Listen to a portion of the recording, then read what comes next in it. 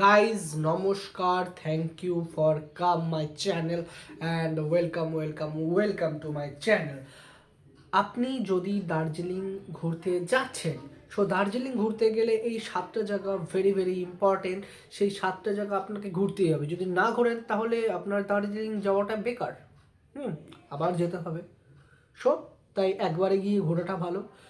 যখন দার্জিলিং পৌঁছাবেন তখন তো আপনার হোটেল ভাড়া করা আছে, এবং হোটেল ভাড়া করার সাথে সাথে এবং তারা আপনাকে সেই 7টা জায়গা ঘুরতে নিয়ে যাবে। সেই 7টা জায়গা যখন ঘুরতে নিয়ে যাবে তখন সব জায়গা দেখাবে। তো কী কী আপনার তো জেনে থাকা দরকার। So first and main place, সব থেকে বিউটিফুল, সব থেকে অ্যামেজিং, যদি আপনার ভাগ্য ভালো থাকে তো Tiger Hill. This is the most beautiful place in Darjeeling, Tiger hill.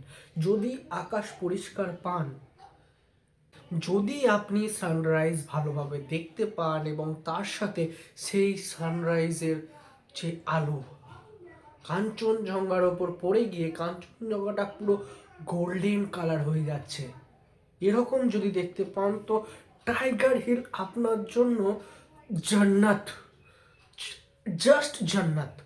So number 1 Tiger Hill, and number 2, this is one of the best place in Darjeeling, that is Batasia loop. ঘুরবেন, অ্যামেজিং লাগবে, অবশ্যই ঘুরবেন। অ্যান্ড থার্ড, ঘুম মনস্ট্রি মানে বুঝতেই পারছেন, এটা একটা মন্দির টাইপ। সো এটাও ভালো লাগবে। ঘুম মনস্ট্রি বেশ চকচকে মন্দির তো না, এটা বৌদ্ধদের।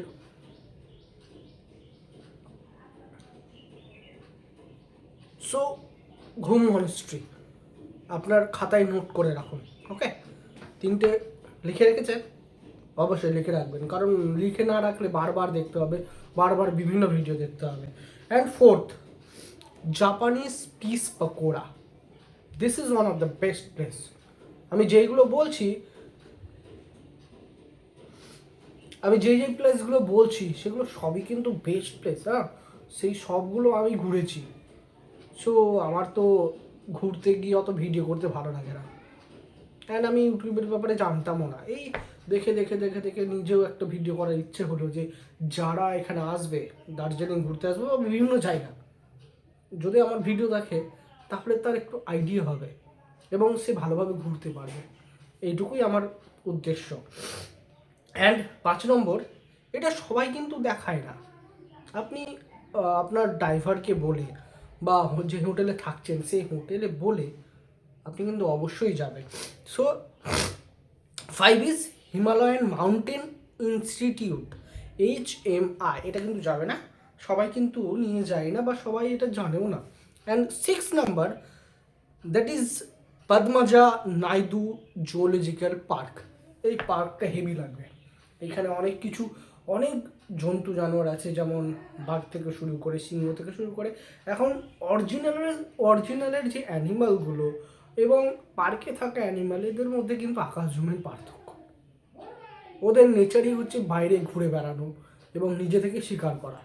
কিন্তু এই জানোয়ারদেরকে, এই জীবজন্তুদেরকে দেখে আপনার মনে হবে তাদের মধ্যে এনার্জি নেই, বাট দেখা যাবে অবশ্যই।